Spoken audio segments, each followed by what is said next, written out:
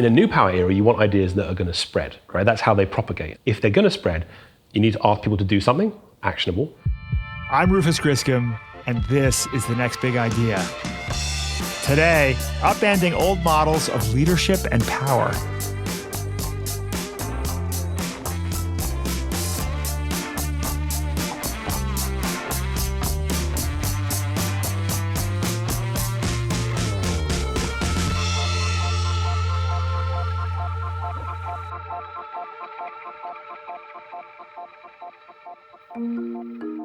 Robin Sather has a secret. It's the early 2000s, and Sather is in his 50s. But every birthday and Christmas since he was 4 years old, he's asked for the same gift. Legos. As Sather's gotten older, his love for the little plastic bricks hasn't faded like it does for most kids. He's actually a little embarrassed about it. He figures he's probably the only adult in the world who's still into Legos. But as he researches old Lego models online, he starts to realize he's not alone. Not even close. There's even a name for people like him, AFOLs, adult fans of Lego. Over time, Sather connects with some of those AFOLs online, and the uncomfortable secret turns to pride. He even takes on a leadership role as the co-founder of the Vancouver Lego Club. I've done almost anything. I have dinosaurs, trains, cats. I'm building a dog next week, castles, giant shopping baskets. Wow. But while Robin Sather's future with Lego feels full of possibility, a Danish businessman named Kjeld Kirk Christensen sees dark clouds on the horizon. Christensen is Lego's owner and chairman, and he's got a problem. The 70-year-old company has just posted its biggest loss ever. The business his grandfather started is at risk of going under. Enter a 30-something consultant named Jørgen Vig Knudstorp. In 2004, he takes over as CEO, the first from outside the family. It's a golden rule in business that most companies don't die from starvation, they die from indigestion, because there's so much opportunity if you start opening your eyes to it. Knudstorp makes changes. He cuts staff and sells off side businesses, things any new CEO would do. But he also does something else. He starts attending Lego events organized by fans themselves. In 2005, he goes to a meeting called Brickfest and sees firsthand how fan communities are booming. And he sees how some of the most ardent fans aren't kids at all. They're adults like Robin Sather. They're finding each other, sharing their creations, and even though they make up just 5% of Lego customers, they're outspending kids by a factor of 20 to 1. Knudstorp sees an opportunity. Lego hires a community manager to engage super users, like Adam Reed Tucker in Chicago. For me, being an architect and using Lego bricks is really kind of interesting because the building bricks of Lego and the building bricks of real architecture are not too dissimilar.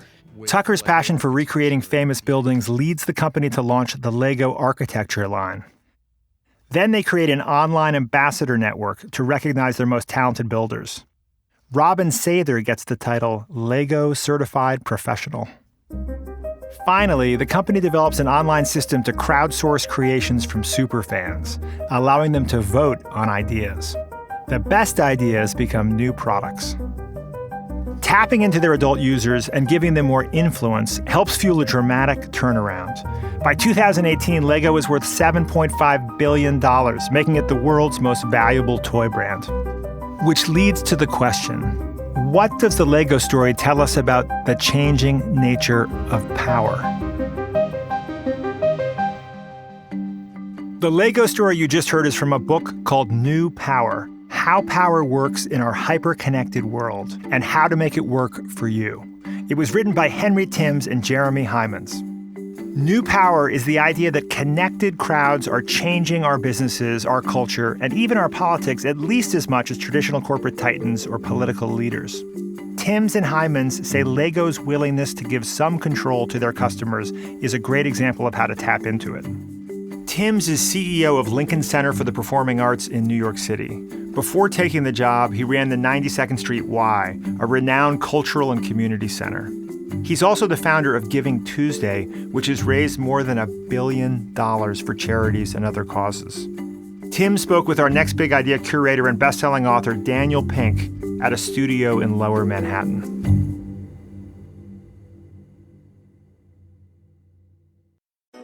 Hey, I'm Michael Kovnat, host of the Next Big Idea Daily. The show is a masterclass in better living from some of the smartest writers around. Every morning, Monday through Friday, we'll serve up a quick 10-minute lesson on how to strengthen your relationships, supercharge your creativity, boost your productivity, and more. Follow the Next Big Idea Daily wherever you get your podcasts.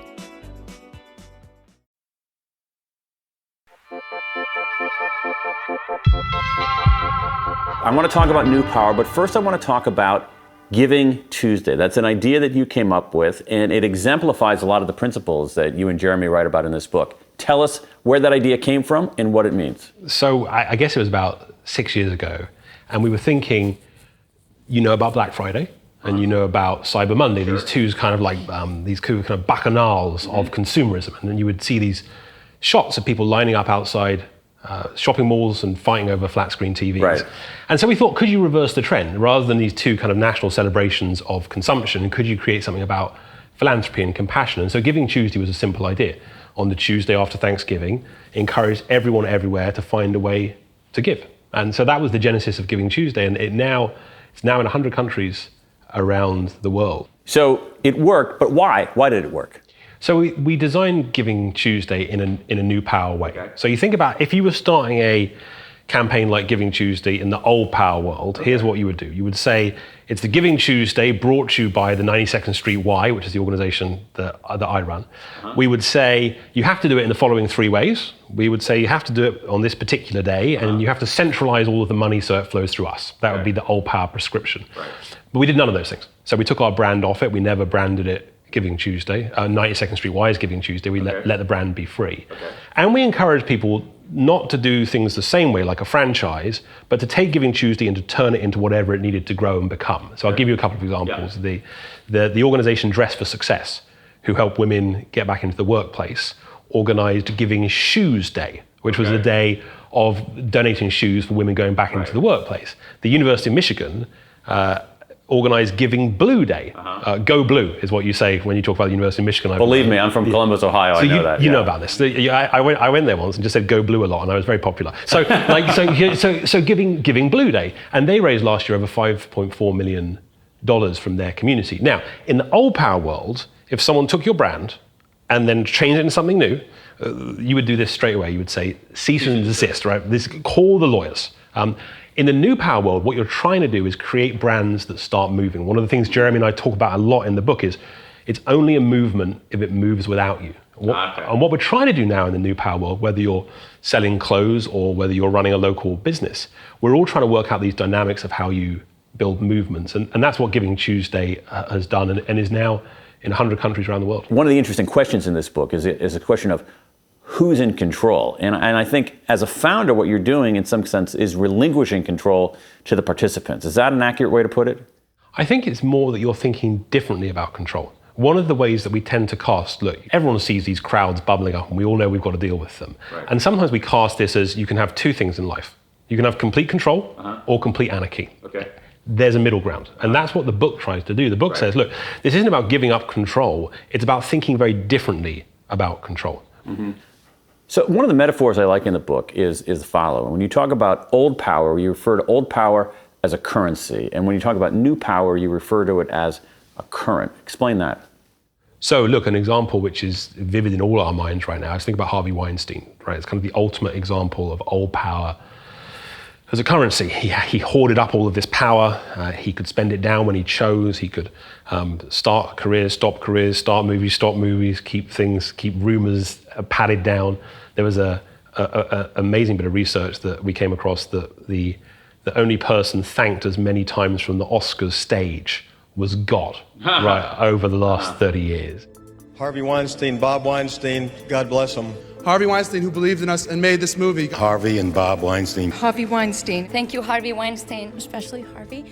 But then, of course, Weinstein's old power empire comes crashing down. Weinstein, the New York Times reporting allegations by numerous women who say the Hollywood mogul sexually harassed them. His alleged victims over nearly 3 decades include stars like Ashley Judd and Rose McGowan. Hollywood reels at the news.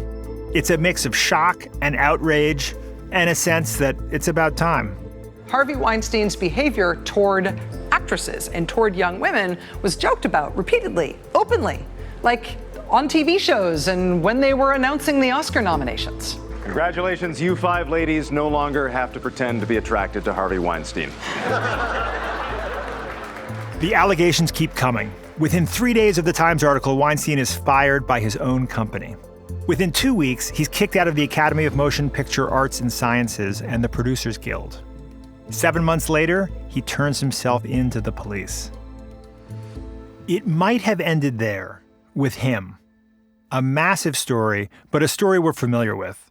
A Hollywood power player brought down by scandal. But that's not what happened. Within days of the Weinstein revelations, actress Alyssa Milano takes to Twitter and shares the hashtag #MeToo, originally created by activist Tarana Burke, to encourage more women to tell their stories of sexual harassment and assault. The hashtag goes viral. Within 48 hours, there are almost 1 million #MeToo tweets showing up on countless feeds. Over the course of the next year, the #MeToo movement brings down more than 200 powerful men. Henry Tim says it's a perfect example of new power. Think about the Me Too movement. Now, the Me Too movement, which was started by Tarana Burke and then has now spread all around the world.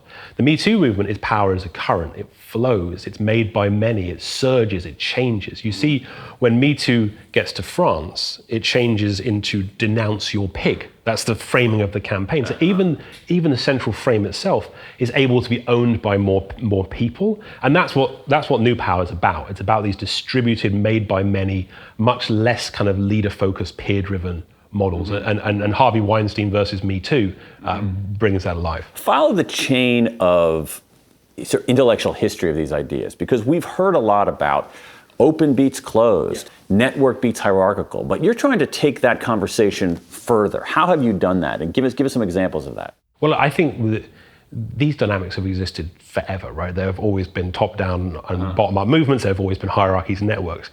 But there are some things which are very distinct to our age. Yeah. So my co-author, Jeremy, he's an activist, right? So he co-founded things like Avaz and All Out and Get Up in Australia. And as a teenager, he was trying to stop the Iraq War. So that was his big, he was very precocious in this way. He's trying to stop the Iraq War. And the way he does that, he's in Australia, is he gets a fax machine. He gets his parents' fax machine. And he sends faxes to the hotels around the world of where these various world leaders are staying with these missives trying to persuade them that it's a good idea to stop the Iraq War, right? Those were his means of participation. That was his capacity to engage with the world. At the same time he was doing that, I remember I was growing up in England and I often wanted to have my voice heard in the world. And I remember sitting on my parents' stairs on the second step, dialing again and again to our local radio station, hoping to get on so I could express my opinion, never getting on, which, to be fair, I think was a saving grace for the listeners of Radio Devon. So I don't think that was a big loss to society, but you think about both of us in our teenage years. We had these very limited means of participations. Cut forward to something like the Parkland kids right now, these teenagers. They've started a movement which has gone around the world. It's sped a speed to it. There's been a scale to it. There's been a kind of a cross-sectoral nature of it. And what's different in the age of new power is that all the human dynamics are there and have been there forever, but we have on our hands these tools of connection which really are changing the nature of these things. And those tools of connection are social media? Social media, iPhones, connectivity, blockchain, augmented reality, virtual reality, the kind of the artillery of new technology, all of which is kind of surrounding us and is giving us these new routes to participation. Now, we'll come on to this, that can lead to some very negative consequences, but that is what's different now. Yeah. Okay, so let's think about other institutions here, and you tell me where they fall in this new power, old power spectrum. Again, old power is a currency, new power is a current. Old power is about downloads, new power is about uploads. Facebook. Well, both is the answer. So Facebook, terrific new power model. perhaps the best we've seen. Think about them as an engine of participation, right? Think what they've enabled people to do who previously could only send faxes or call radio stations, right? They've allowed us all to kind of participate, to share, to connect, to communicate. But the interesting thing about Facebook is although their model is profoundly new power, 2 billion people now, right, who are sharing their own content and shaping it, their value system is actually very old power. So how so? You think about what Facebook, they have all of this kind of power to share, which their brand is built around.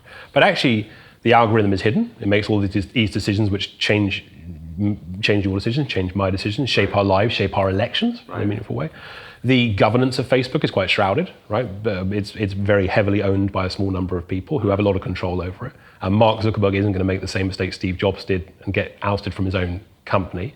And the value creation is extracted. Like all of the participation that you and I are engaging on Facebook, we're contributing our data. That data is being monetized. That money is going somewhere other than to us. So Facebook has this really interesting challenge now, which has become very clear in the public realm, which is people have developed this political consciousness that they've realized, particularly recently, that we are all part of this new power machine, but all of our power is actually heading somewhere very different and out of our hands. And so the question for Facebook going ahead is, can they persuade us, and can we be persuaded, that they're actually making people more powerful? Because their pitch forever has been about giving people power. Is that actually what's happening is the question I think that's playing out right now. What about Twitter? So I think Twitter's really interesting, and they're in an interesting challenge too. I think very new power model, clearly, right? That they're able to give people the chance to broadcast themselves and to engage. And if you, again, go back to us as teenagers, right, Twitter would have been the first place we would have gone to. Their model is interesting. Investors are always dissatisfied with Twitter because it's not making enough money. But actually, if you think about what they're doing in the world of ideas, there are some very positive things coming out of Twitter. The issue that they have now is dealing with the very negative side of new power, which is Twitter again and again. Which is? Well, I think particularly in which it can spread things like hate. There's some interesting data which just came out recently from the Anti-Defamation League about anti-Semitic tweets. And it's in the millions. I mean, millions of individual tweets, and those millions of tweets are being shared millions of times. So there becomes this really interesting moment and threatening moment where the tools democratize, which I put in heavy quotes, they democratize people's access to ideas, and that brings with it some extremes that none of us can feel very comfortable about spreading. So I think Twitter has the same compromise problem that Facebook has, I think to a lesser degree. I think Twitter, for what it's worth, also has developed more of a cultural connections with its users, particularly its super users, which Facebook hasn't managed to do. Right. Let me give you a two-part one. Okay. Uber and Lyft. Who's newer power? Essentially the same model. But the way they think about culture, I think, is slightly different. So Uber has kind of almost seems to have gone out of its way to find ways of coming into conflict with its world, right? When the delete Uber movement rose up, its drivers weren't on its side, its riders weren't on its side, the media wasn't on its side, influencers weren't on its side. They had no community they had built around this amazing tool, right? Now, what Lyft is doing, I think, more successfully than Uber, is they are building more of a new power community around a new power tool. So there's a moment where Uber's having another price decrease. Now, price decreases are terrific for us as riders. They're awful for drivers. Right? So well, it depends on the elasticity of demand. Well, yeah, no, all right. This is the argument that Uber made. So Friday night, Uber just sends text to all their drivers saying, "We've cut prices." Right? That's it. We've cut prices, and they say, "And this is good for you." Right? Great news. Great news. Used to be $47 to get to JFK. It's now $35, and here's how you'll do better. Drivers weren't immediately enthusiastic about that argument.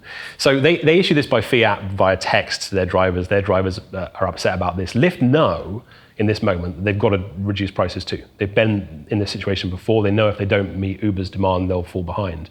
But they also know this is going to hurt their drivers. So what Lyft does in that moment is actually reach out to their driver base. They organize a bunch of events with their drivers to help the drivers themselves come up with ideas for how they could help mitigate the challenges of a lower price point. And they lean into building a community around the tool. And if you want a prediction, the platforms, the new power models who are going to work out best in the long term will ally a new power model with new power values. Okay. What Facebook's done at the extreme is got that really badly aligned. Lyft is doing it better. Airbnb is doing it better. None of them are doing it perfectly. I want to make that point that I don't think this is kind of, Lyft is good, Facebook is bad. I think this is a spectrum. But the really interesting question actually will be different models. Where this gets really interesting is, are there actually models that can be completely different in terms of how the value is shared? Because that's where things might get interesting. So new power techniques have made companies like Airbnb and Lyft billions of dollars. But what can they do for us?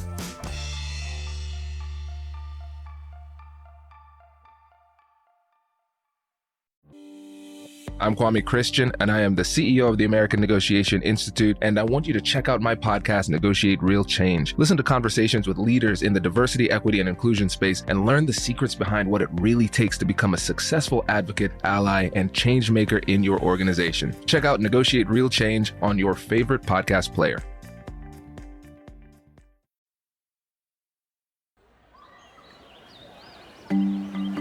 It's a Friday afternoon in November 2012.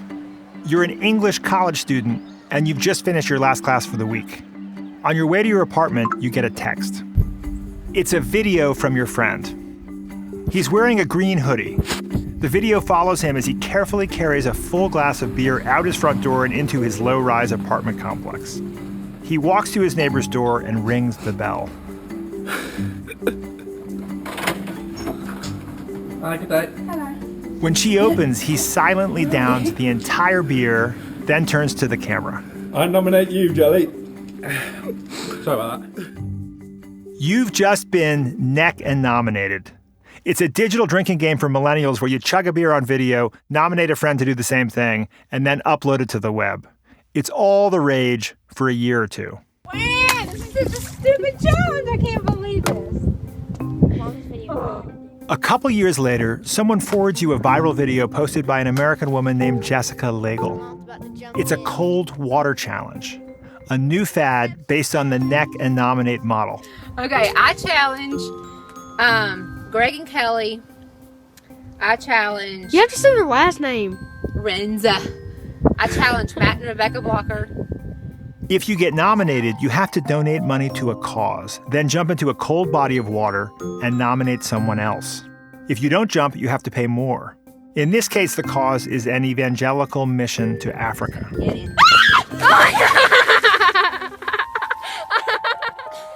Pretty soon, people all over the world are issuing similar challenges to raise money for everything from cancer treatments to fire trucks.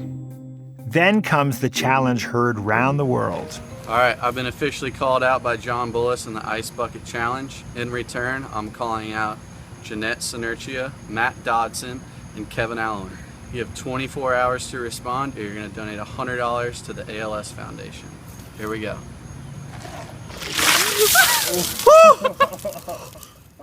The Ice Bucket Challenge is launched by a semi-professional golfer named Chris Kennedy.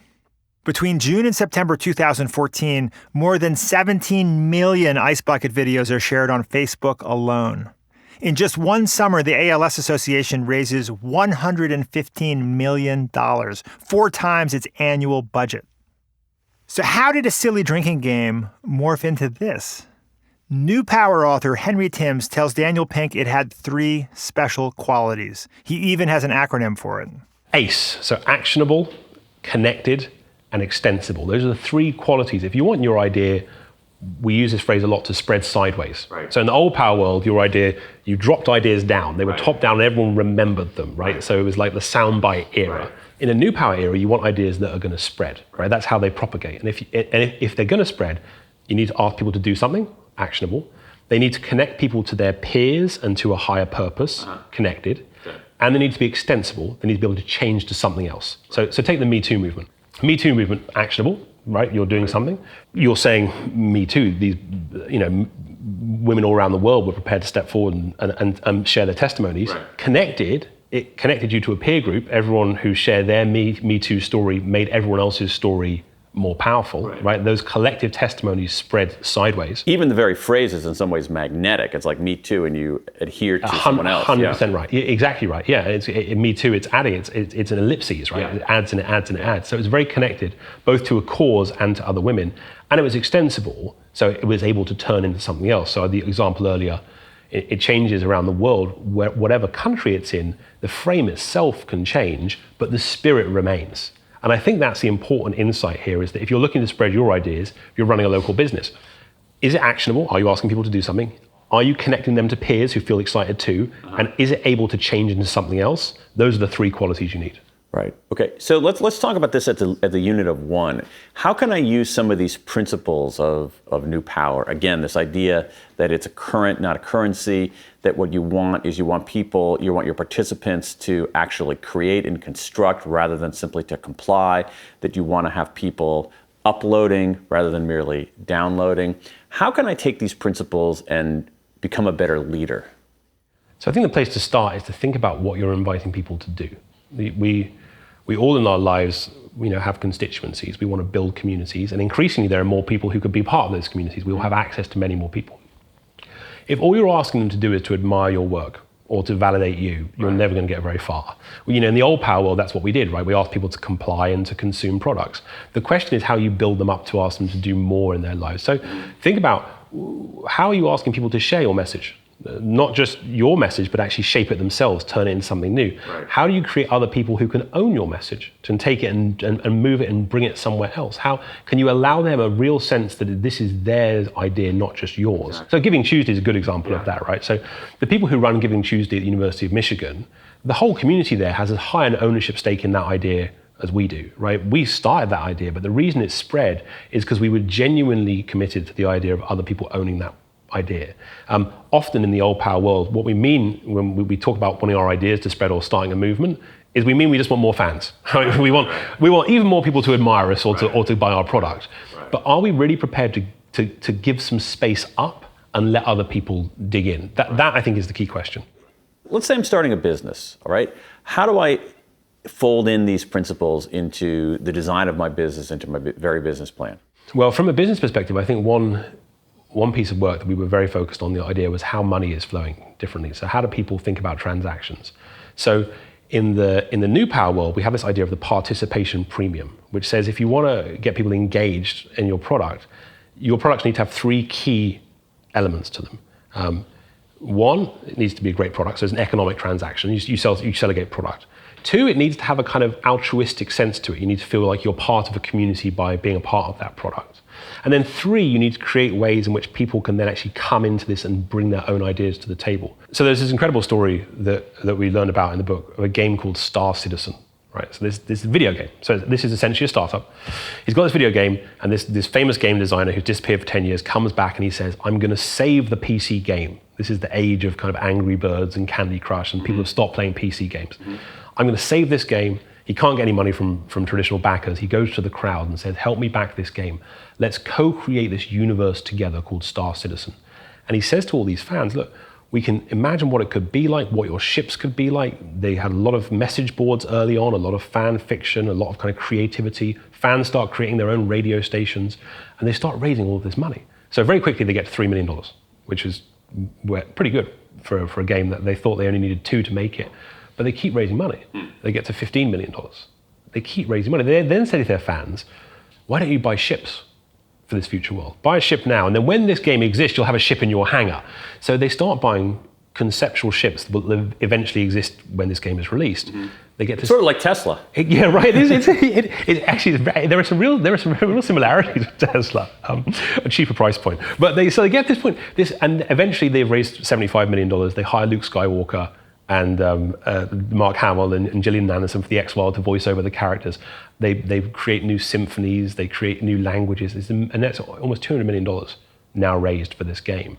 And the game still doesn't exist. It's now 3 or 4 years late. And there's this community of people out there who have seen huge value. And obviously, a lot of people think this is a Ponzi scheme. But actually, when you talk to some of the people inside this world, they're seeing huge value created already because they have this real sense of purpose. They're part of something. They're part of building this amazing cause. And this amazing cause they've built around a video game. And they feel like they genuinely can shape the product. They feel like they're part of this world being created. And so if you're starting a small business, you look at a story like that and you can either think, well, this is just crazy video game stories. Or you can think, there are some lessons in this which can help me, which is whatever your product is, can you connect it to a higher peer community and purpose? Okay. And whatever your product is, how are you creating people how are you giving people real ways they can get their hands on it and really shape it themselves? And that is about giving up some control. The decision to transform Neck and Nominate from a drinking game to a multi-million-dollar fundraising tool wasn't made in a boardroom.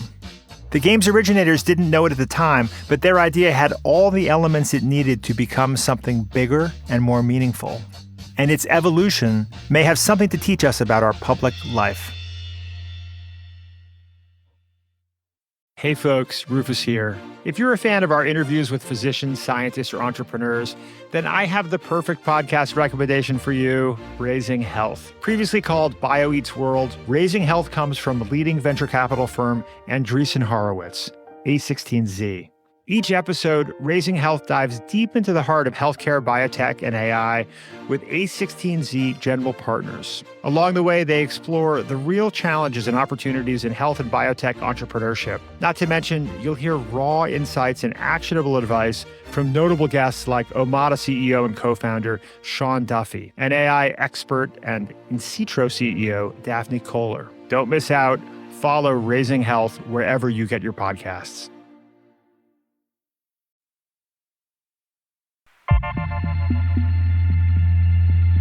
It's the spring of 2016. A British maritime research team decides to ask the public to help name its newest vessel. Sounds innocuous enough, right? Even kind of new power cool. But what unfolds is a culture clash of epic proportions. Henry Timms tells Next Big Idea curator Daniel Pink why it didn't work. So this is kind of how to get new power wrong 101. So there's a British research agency who have got this new boat. They've got $300 million that they're spending on an Arctic explorer. Terrific, right? And so they've just started the contract. They're going to build this boat. And they think to themselves, quite rightly, we ought to engage the crowd. So let's, and this is when it goes wrong, let's ask them to hashtag name our ship. Okay. Now, seems very new power. Seems like a great idea. So far, we're giving up control. It's great. We're allowing people to participate. We're having them upload rather than download. Oh, so far, so perfect. Sounds great, Henry. But what happened? Well, things start. Here's the first sign things may not work out terrifically well. They launched this campaign via press release, which is the first signal that things might not work out great. And they say in the press release, "Help us name our ship. Perhaps you'd like to call it something like Shackleton, or Endeavour, or Adventurer." Okay. Those aren't the kinds of names the crowd comes back with. So no, and that violates this idea that you want to encourage participation. This is well, they do want to encourage participation. They do, but they want it. But in some ways, that box is too tightly defined. They would just really like the crowd to decide Shackleton is a good name. Yeah. That's the dream scenario here.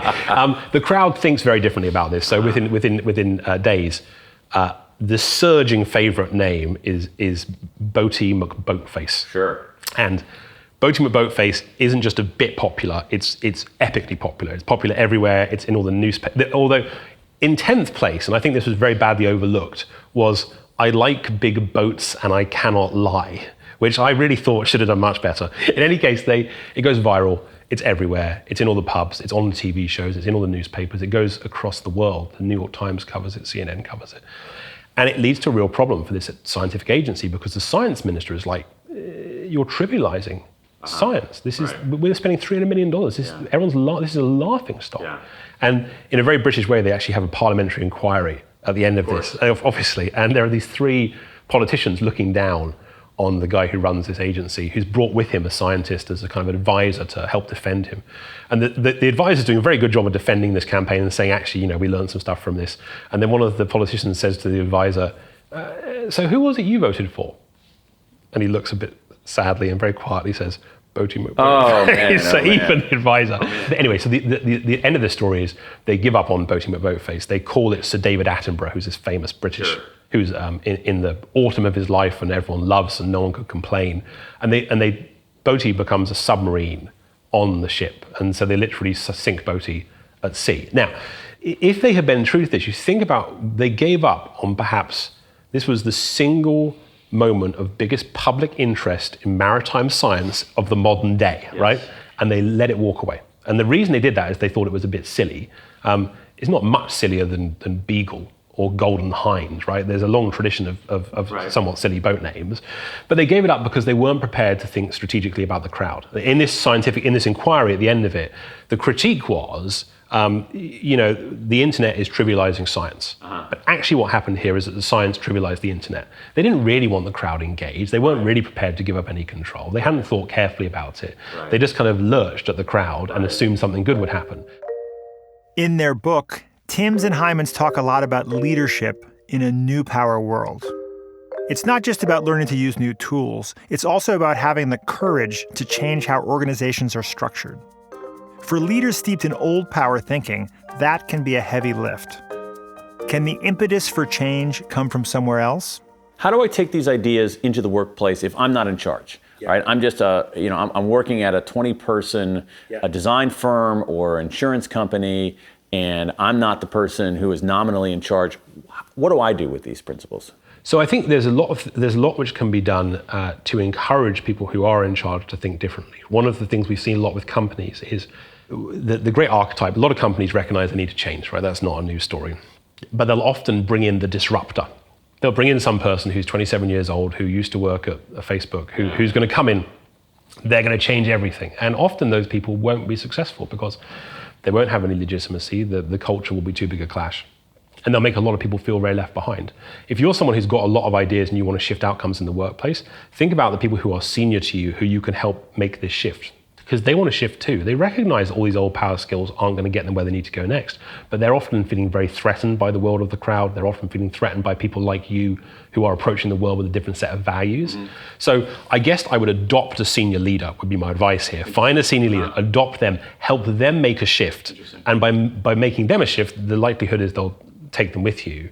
And the other thing I would say is be prepared to experiment. I was with a company who we know quite well recently, and a really interesting story which kind of points to one of the challenges in the modern workplace. So there's a young woman there who's one of their kind of superstars, and she's in this one function.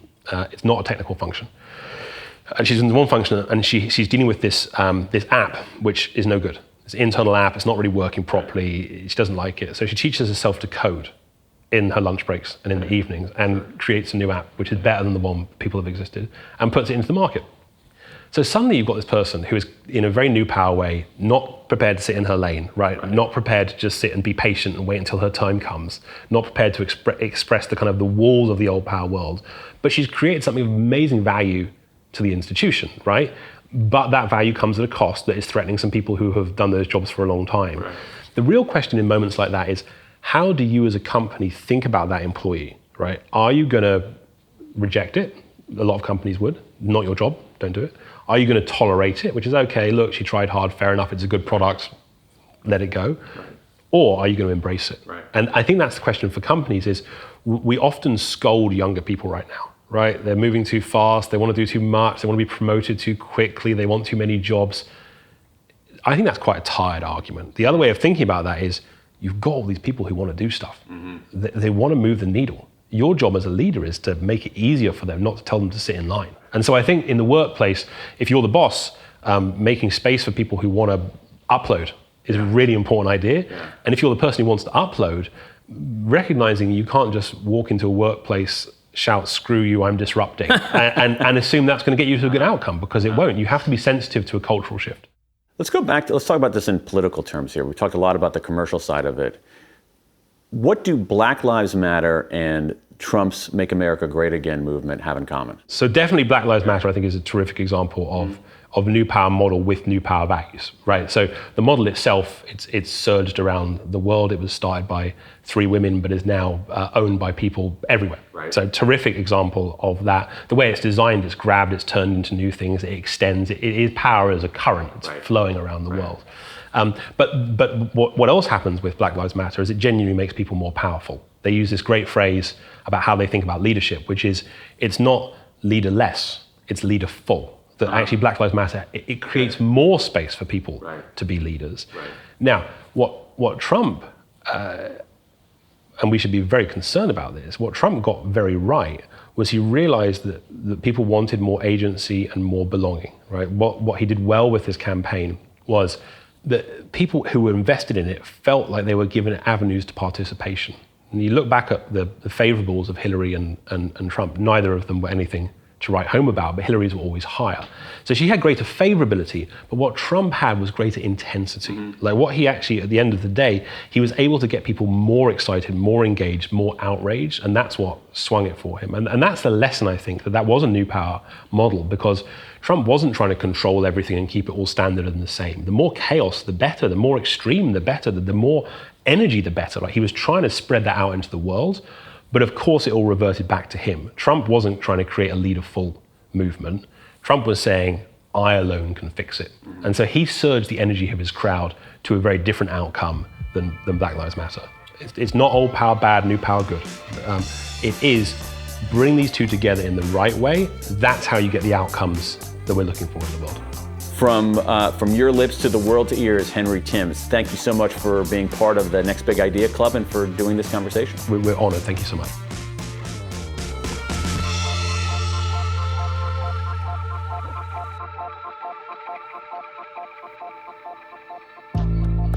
That was Henry Timms, president and CEO of Lincoln Center and author of New Power, speaking with Next Big Idea Club curator Daniel Pink. If you'd like to learn more about Henry's book, I highly recommend you download the Next Big Idea app and check out Henry's incredible video e-course. It's called Redefining Power in a Hyper-Connected World. I can't recommend it enough. I have learned quite a bit from it.